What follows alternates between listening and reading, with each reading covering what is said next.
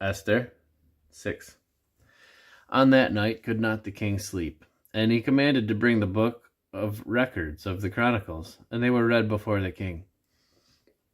And it was found written that Mordecai had told of Bigthana and Teresh, two of the king's chamberlains, the keepers of the door, who sought to lay hands on King Ahasuerus. And the king said, "What honor and dignity hath been done to Mordecai for this?" Then said the king's servants that ministered unto him, "There is nothing done for him." And the king said, "Who is in the court?"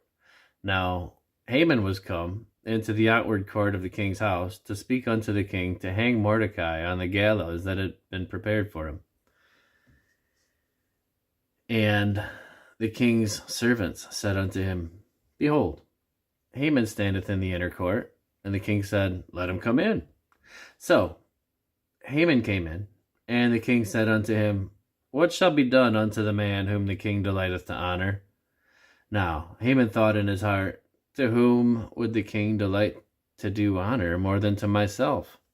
And Haman answered the king, "For the man whom the king delighteth to honor, let the royal apparel be brought, which the king useth to wear, and the horse that the king rideth upon, and the crown royal which is set upon his head.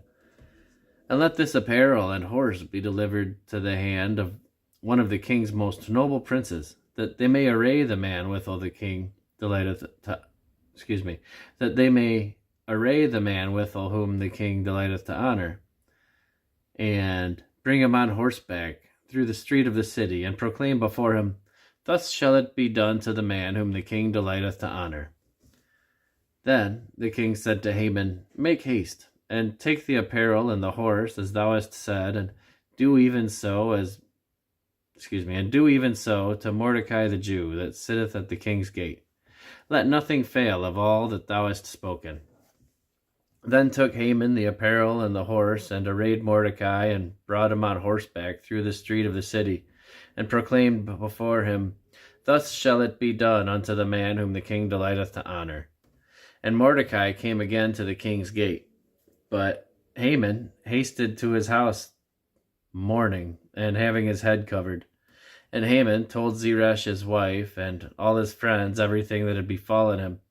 Then said his wise men and Zeresh his wife unto him, "If Mordecai be of the seed of the Jews, before whom thou hast begun to fall, thou shalt not prevail against him, but shalt surely fall before him."